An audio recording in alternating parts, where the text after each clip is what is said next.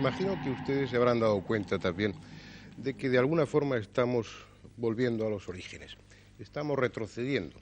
Se está poniendo de moda lo que es primitivo, lo que es antiguo. Toda una serie de pensamientos, de teorías, de técnicas, de prácticas que estaban en desuso tras ese tremendo impacto que en este último siglo ha tenido lo científico. Hoy parece que está sucediendo lo contrario, como si el hombre se diera cuenta de que el único camino auténtico es el de integración con la naturaleza. Pero, por supuesto, todo debía ser más lógico, más ordenado, más equilibrado. Sin embargo, muchas personas tienen, al parecer, más interés en vivir en el siglo XV o en el siglo XIV que en vivir en la actualidad. El hombre está redescubriendo la astrología, una de las ciencias más antiguas. Cada vez hay más curanderos, cada vez hay más médiums, cada vez hay más profetas y más iluminados. Lo que podría tener un carácter positivo, esta integración con la naturaleza, está acompañado de un carácter también negativo. Hay países que ya están volviendo a la Edad Media y que están dispuestos a enfrentarse en una guerra santa en cualquier momento. Podría especular y dedicar este programa a ello sobre las razones inconscientes que mueven al hombre hacia esta búsqueda de lo antiguo, hacia esta búsqueda de los orígenes. Pero no tengo ganas y además pienso que no llegaría a ningún resultado nuevo. Ya está todo dicho, o casi todo dicho, en torno a esto, a este retroceso. Pero sí vamos a ocuparnos en este programa de uno de los aspectos de esta búsqueda de lo anterior, de este retroceso en el tiempo. Las plantas medicinales, o lo que sería de otra forma expresado como el rechazo hacia la medicina científica.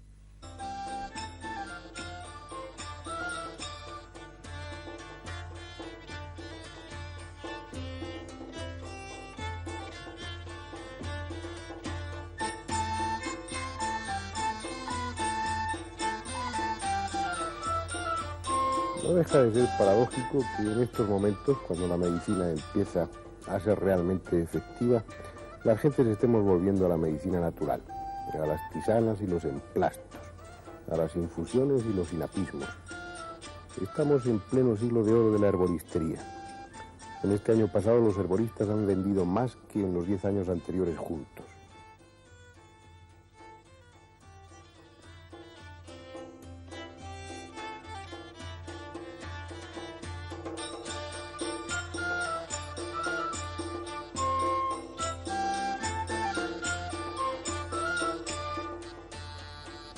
No es extraño que un paciente acuda a la Seguridad Social a someterse a los medios diagnósticos más sofisticados, desde un electroencefalógrafo hasta un escáner, y al día siguiente consulte su mal con un herborista, las más de las veces indocumentado, y decida que tal o cual hierba es la solución ideal para su enfermedad. En casi todos los mercados hay puestos dedicados a la venta de plantas medicinales, los mismos que había en la Edad Media. Allí, en carteles inefables de sorprendente ortografía, se anuncian las maravillosas propiedades terapéuticas de hojas, flores y raíces. Y esto es algo que sucede en todas las partes del mundo.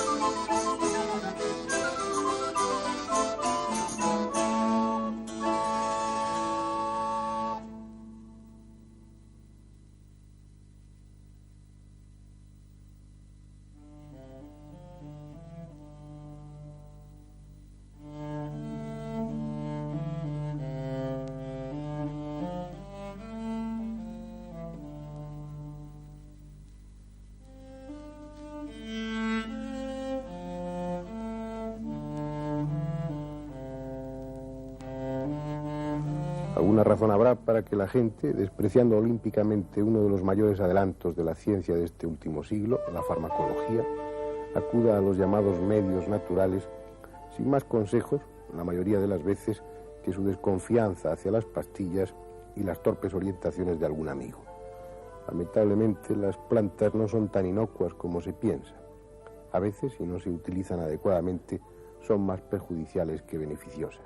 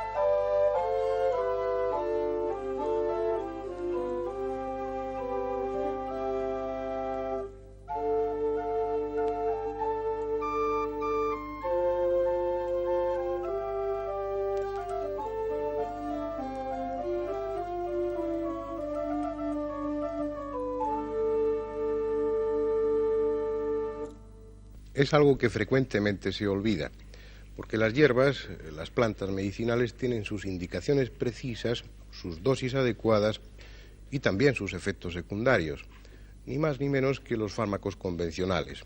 En definitiva, los fármacos que utiliza la medicina actualmente están basados en las plantas medicinales.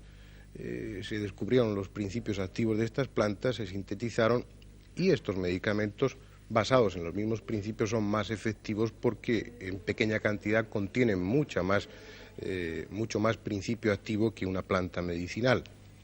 Esto se olvida con frecuencia y las plantas se usan indiscriminadamente y peligrosamente. De todas formas, es interesante comprobar cómo el hombre de hoy está redescubriendo las plantas medicinales, cómo esta ciencia ha permanecido indiferente a los avances técnicos y está hoy exactamente igual que estaba hace 300, 500 o 1000 años. El hombre de hoy lo ha redescubierto, pero es el mismo hombre, y esto es importante dejar constancia de ello, que está enviando sus ondas espaciales al resto del sistema solar. Vamos a hablar con Antonio Tribaldo, que es miembro de una familia numerosa que conserva el secreto de la utilización de las plantas que curan. Sí. Antonio, ¿cuántos sois de familia? Pues de familia nos juntamos pues de 20 a 25. ¿Y todos entre hermanos y primos hermanos. Todos nos dedicamos a la botánica. A la botánica. Sí. ¿Y esta técnica de la utilización de las plantas os viene de familia, de hace mucho tiempo? Sí, de hace unos 150 años, 200 años. Creo que todavía vive vuestro padre, ¿no? Sí, mi padre vive todavía, sí. ¿Y ya no se dedica...? No, ya no, porque ya está jubilado, ya tiene cerca de 80 años. 80 años. Sí. ¿Y vuestro mercado de plantas abarca cuántas provincias? Bueno, Aparte de provincia, Granada. pues, Almería. En Almería tengo un hermano mío, que es el mayor de todos, que es botánico, que se llama Manuel Tribaldo Canaco, claro, que se está desplazado en Almería, que lleva ya 30 años. 30 años. Luego también tenéis en Jaén... En Jaén tengo una hermana mía y un tío mío, en Jaén, que están situados allí, que llevan ya 15 o 20 años también. Y en Málaga En Málaga, en Almería, en Huelva. Antonio, ¿y qué número de plantas sois los que es el número que trabajáis vosotros? Bueno, de número de plantas aproximadamente de 200 300. 200 o 300. Sí. Y este número de plantas vosotros me imagino que todas no se encontrarán por aquí, por los alrededores. Quiero decir que algunas las encontraréis en las sierras, otras las tendréis que comprar. Sí. ¿Cómo es eso? Una vienen de importación y otras pues las recolectamos nosotros. ¿Importáis del extranjero? ¿De qué países? Viene de Chile, del Argentino. Del Argentina. Sí. ¿Y las que recogéis por aquí, por la sierra? Pues aquí de Sierra Nevada y de Sierra Morena. De Sierra Morena. Sí.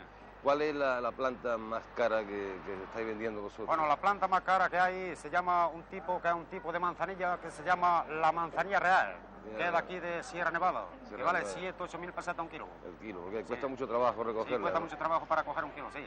Y también creo que es muy famoso el té de aquí de la Sierra de Granada. Sí, el té de Sierra Nevada, que se llama el tipo té mentolado. El té mentolado. Que es de Sierra Nevada, que también es carillo. ¿Cuánto vale un kilo de bueno, el kilo aproximadamente de té de Sierra Nevada, pues unas 3.500 pesetas. Tú que llevas dedicado a este negocio de las plantas mucho tiempo, pues, ¿te has dado cuenta si va aumentando el consumo? Sí, va aumentando, sí. Más? Sí. ¿Y eso a partir de cuántos años aquí está pasando? Yo llevo ya, pues, aproximadamente 20 años llevo. Aquí en la capital, aquí en el pie de la torre. ¿En el pie de la torre? Sí, 20 años. 20 años. ¿Y en estos últimos años aumenta el consumo Sí, se consume unos días más, otros días menos, pero que sí se consumen varias hierbas. También me he dado cuenta, escuchando a las personas que compran las plantas, que eres también algo curandero, porque das recetas. Sí, pues la persona que viene, pues en fin, me compra las hierbas porque una se cura y otra pues le marchan bien, le van bien. Bueno, pero tú les das recetas. Ahí he visto, por ejemplo, un cartel que has curado con estas plantas más de 500 úlceras de estómago. Sí, he curado, sí. ¿Tú nos quieres decir la receta de la úlcera de estómago que tú le mandas? La receta con 2 meses la curo. ¿Pero qué hierba es? Pues la zajareña real y la jara blanca. ¿Y cómo se toma eso? Es una infusión, lo mismo que si fuera manzanilla, en ayunas por la mañana y después de la cena. También curan estas hierbas el reuma, ¿no? Sí. Para la reuma y para la artrosis también tengo. ¿Qué receta darías tú para el reuma? Pues para la reuma y para la artrosis hago un preparado de 3 clases de plantas que se llama hoja de freno, salvia real y romero blanco. Y otra cosa, tú sabes que se ha cultivado aquí durante mucho tiempo un tipo de plantas que eran afrodisíacas. ¿Eso se sigue utilizando todavía o no? Pues yo creo que sí. Sí. O sea, ¿tú sigues trabajando eso? Bueno, esa planta no la trabajo ya ahora.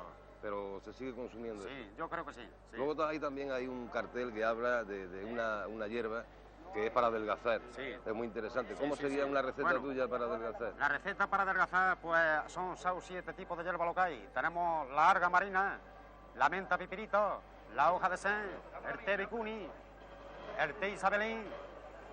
En fin, esas plantas son las únicas que pueden adelgazar. ¿Y cuánto tiempo habría que estar tomando esa planta para adelgazar? ¿Y cuántos kilos se pueden aproximadamente para perder 3 o 4 kilos, pues unos 40 días. ¿Unos 40 días? 40 días. ¿Se pierden 3 o 4 kilos? Sí. ¿Tú garantizas de eso? 3 a 4 o 5 kilos se pierden. Tomando la hierba esa en tisana, la tisana esa, 4 o 5 kilos se pierden en 40 días. Bueno, y tú que eres, digamos, casi el jefe de la familia en esto de las plantas, ¿estáis vosotros exportando plantas de las que recogís vosotros al extranjero? Sí, pues no. Esa la que exportamos nosotros es para trabajarla nosotros, para venderla. O sea, para el extranjero no. Para el extranjero nada. Y el negocio va hacia arriba, ¿no? Sí, el negocio marcha bien. Bien, nosotros tampoco vamos a resistirnos a esta moda que impera en este momento. Y como el programa se ocupa con frecuencia de aspectos mágicos, vamos a hablar nosotros también de las plantas mágicas, de plantas que han sido decisivas en la brujería y que sin embargo se pueden encontrar con suma facilidad en todos esos herbolarios, en esos mercaditos que hay en cualquier gran mercado de alimentos o en esas tiendas especializadas en hierbas.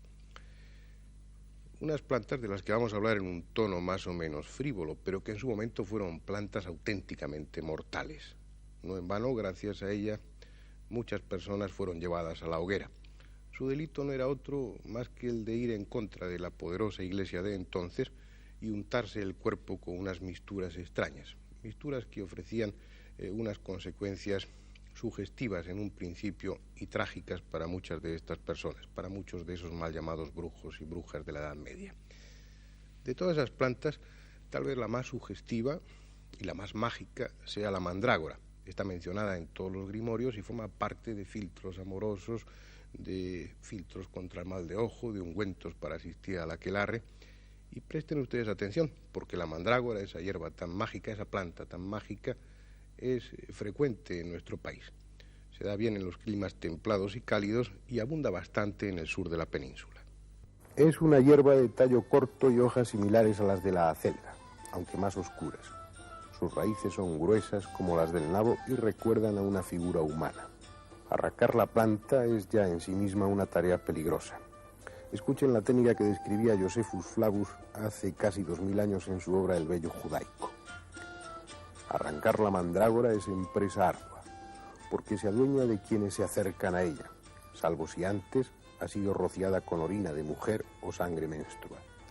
Pero aún entonces es bien cierto que basta tocarla para morir. Hay que desenterrar la raíz todo alrededor hasta que solo una pequeña parte de la misma permanece invisible.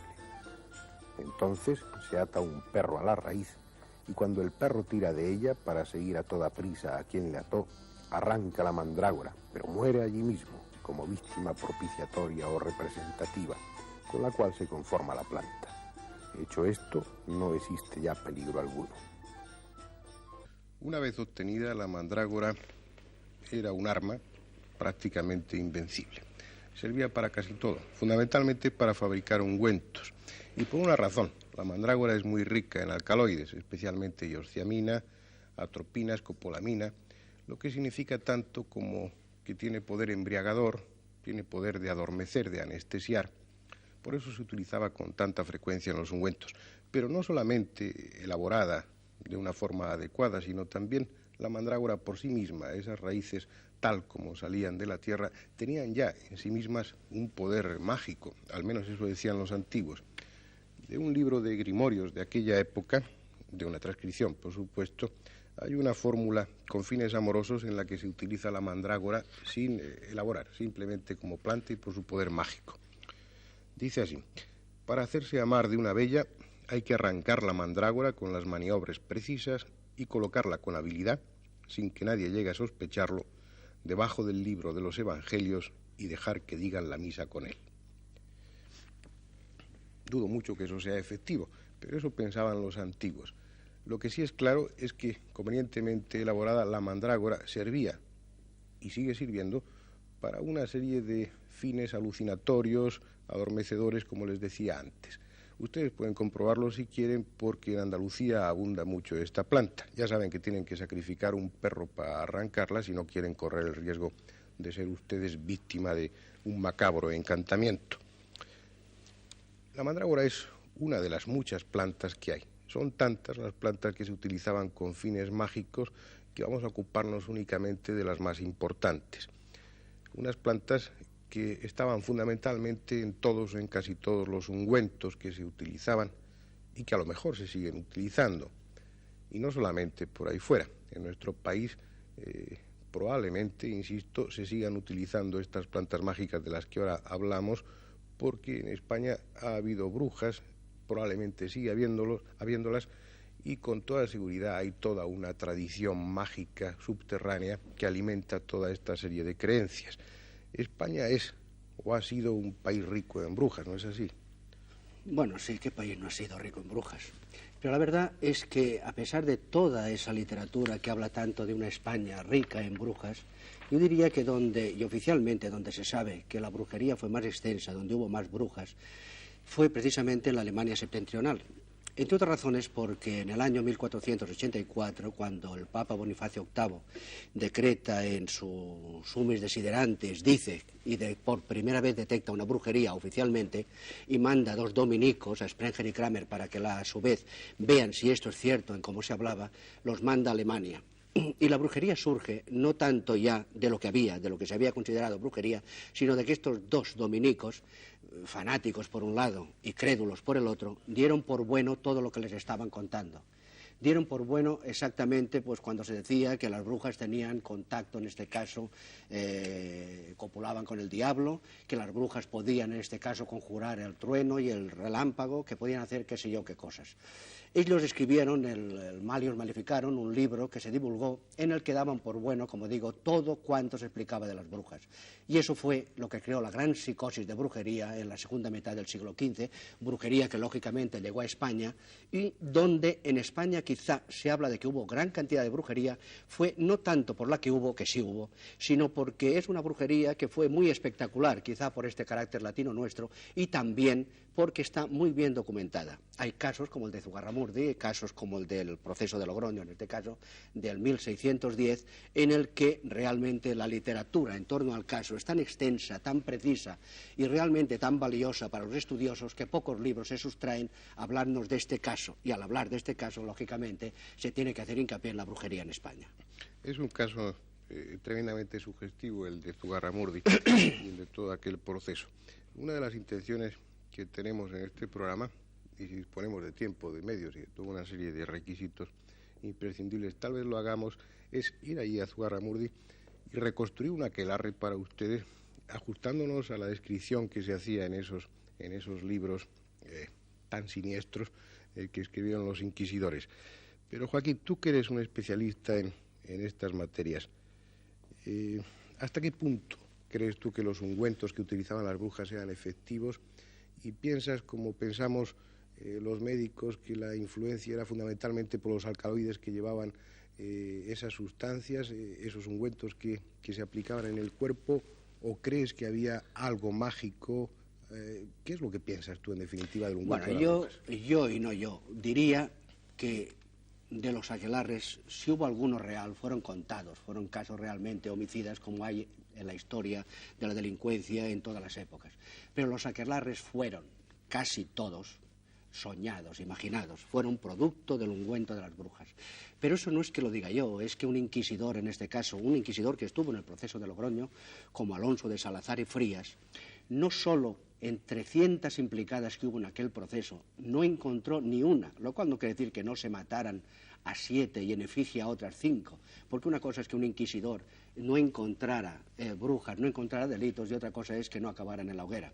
En este caso, el mismo Alonso de Salazar y Frías, que luego hizo un estudio muy exhaustivo de casos que él vivió y casos que no vivió, pero que tuvo la documentación en sus manos, llegó a la conclusión clara y contundente en la que dijo: yo puedo afirmar que no ha habido ni un solo caso cierto de brujería. Al decir un caso cierto se refería a estos homicidios, a esa matanza de niños que tenían que obtener ungüentos y cosas a través de ellos. Entonces los aquelarres eran soñados porque realmente se utilizaba el ungüento básicamente de las brujas, en las que ellas, en la noche del aquelarre, se untaban el cuerpo, las zonas erógenas, y entonces iniciaban el viaje en esa escoba simbólica a la que iban a los aquelarres. No hace falta ser un gran conocedor de los efectos de las drogas alucinógenas o en opiáceos en general para saber que los aquelarres y lo que se decía del diablo en sus cópulas frías, etcétera, etcétera, no eran más que lo que hoy, los brujos de hoy, que son realmente y desgraciadamente los drogados, es exactamente lo mismo, sus visiones que están de acuerdo con unas creencias en cada época. En aquella época ellas creían que iban a ver a Maese Baphomet, el diablo de los aquelarres, y realmente veían al diablo de los aquelarres, y ya lo veían con una contundencia, con una objetividad tal, a través de las drogas, que cuando se las torturaba, unas veces porque se las torturaba, y otras veces, aun sin torturárselas, estaban tan convencidas de que habían vivido aquello, que lo daban por cierto ellas, a veces sin realmente torturarlas. Hay que tener en cuenta en este caso también quiénes eran las brujas. Las brujas eran en este caso lo que llamaríamos marginados, personas que no podían pasar de un estrato social, entonces no había la porosidad de estratos sociales que hay ahora, y no podían pasar de un estrato social bajo a un estrato social alto. A su vez, no podían tener a Dios así, aunque se tenga que decir así, porque Dios se lo habían apropiado los ricos, los poderosos de la época, que es con los que estaba la Iglesia, y automáticamente no había más que otro Dios, en este caso el Dios era el diablo. Por eso hacían sus pactos con el diablo, que es el único que les prometía el poder ascender en esta escala social, el tener un estrato superior de riqueza, etcétera, etcétera. Y ellas mismas creían que este diablo les proporcionaba esos poderes que luego a su vez Cramer y Sprenger dieron por ciertos, provocando todo el gran lío de la brujería cristiana en este caso. Pero sí, quisiera terminar que efectivamente la droga la brujería, la droga van totalmente ligadas. Y entre esas drogas hubo dos plantas realmente fundamentales, que fueron la belladona y el beleño, que fueron las dos que más se utilizaron en ese ungüento de las brujas. Esta es la célebre belladona, materia casi imprescindible en el ungüento de las brujas.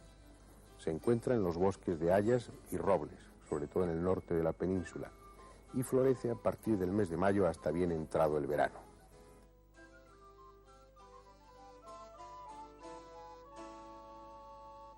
Es una planta rica en alcaloides que están repartidos por toda ella, desde la raíz hasta el tallo, las hojas, incluidos también los frutos. Alcaloides que fundamentalmente son la L-iosciamina, la atropina y la escopolamina. De ahí que se utilizara tanto en los ungüentos. Unos alcaloides que están casi siempre presentes en la mayoría de las plantas mágicas, pero especialmente en las dos más utilizadas, en la belladona y en el beleño negro. Este último se encuentra también con facilidad en la península.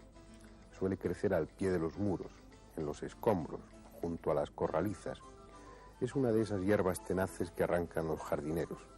Y sin embargo, ha sido decisiva en más de una confesión inquisitorial.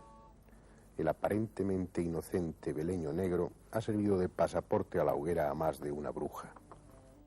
La causa, la misma que en el caso de la belladona, la existencia de esos alcaloides que ya hemos mencionado varias veces a lo largo del programa. La iosciamina, la escopolamina y la atropina. Unos alcaloides que actúan directamente sobre el sistema nervioso. Alcaloides que son muy peligrosos. Pueden producir una parálisis del vago, una parálisis generalizada del sistema nervioso central, pueden producir la muerte, pero que utilizadas a determinadas dosis y aplicadas convenientemente pueden producir dos síntomas fundamentales. Uno, un sueño letárgico que es muy rico en ensoñaciones fantásticas, muy vividas, muy reales. Y por otra parte, a través de su influencia sobre el sistema nervioso neurovegetativo, producen una serie de sensaciones corporales también muy auténticas, muy difíciles de separar de la realidad. Es casi imposible poder determinar, sin un estudio más serio, más profundo, cuál es más activa, si la belladona o el beleño negro. Lo que sí es claro es que el beleño negro es más sugestivo. Por una parte, a pequeñas dosis es un potente hipnótico. Hay un refrán antiguo que dice que al que come beleño no le faltará el sueño, pero que aplicado a través de la piel y de las mucosas produce una sensación muy curiosa, una sensación de ligereza, como si el cuerpo perdiera peso, como si el cuerpo flotara, de alguna manera una sensación que sugería, arropada por esas ensoñaciones fantásticas, que sugería la sensación de volar. No es extraño, pues, como decía Joaquín Grau, que muchas de estas brujas que fueron juzgadas y condenadas por la santa, entre comillas, Inquisición, confesaran de buen grado a veces y convencidas de la realidad que habían estado en comunión con el diablo, que habían acudido a los aquelarres. Lo que es seguro es que esos viajes los hacían sin salir de su propia casa, algo que los drogadictos actualmente saben bien.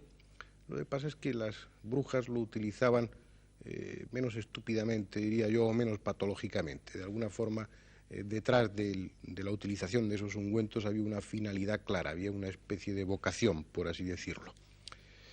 También había una lógica en la forma de la aplicación de estos ungüentos. Se aplicaban sobre la piel y sobre las mucosas, fundamentalmente en los grimorios que he consultado para hacer este programa, se habla de la aplicación detrás de las orejas, a lo largo del cuello, en la cara anterior de las muñecas, en las axilas y en otras partes del cuerpo que ofrecen la particularidad de tener la piel fina y que debajo de esa piel hay una rica irrigación.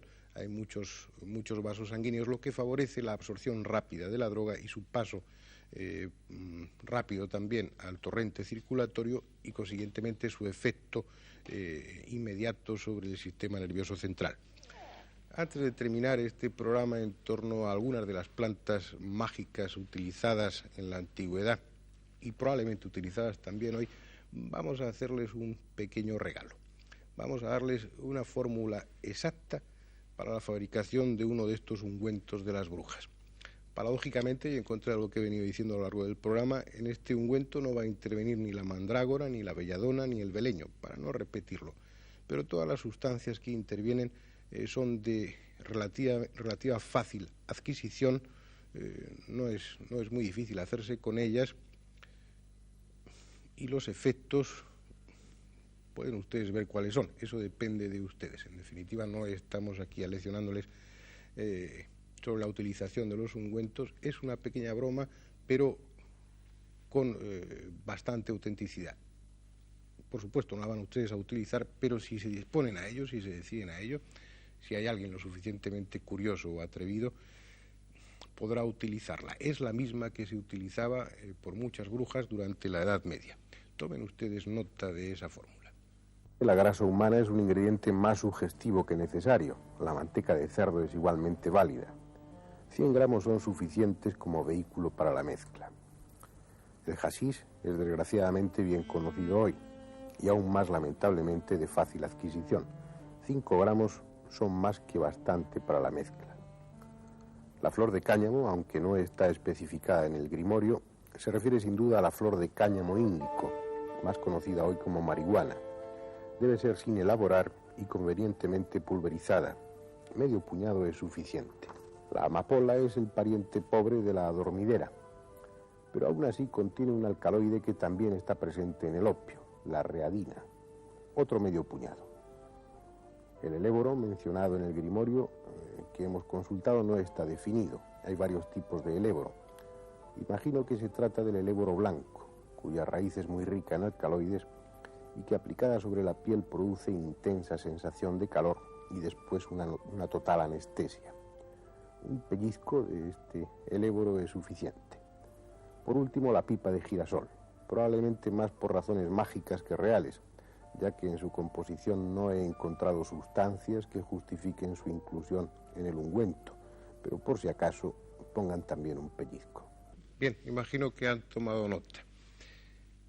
Si ustedes gustan de las emociones fuertes, pueden utilizar esta mezcla. Es una mezcla suficientemente contundente, por utilizar algún adjetivo, como para ver al diablo o ver cualquier otra cosa. Recuerden que la aplicación es en las zonas del cuerpo donde la piel es más fina y hay bastantes vasos sanguíneos por debajo, detrás de las orejas, caras laterales del cuello, las axilas, la cara anterior de las muñecas.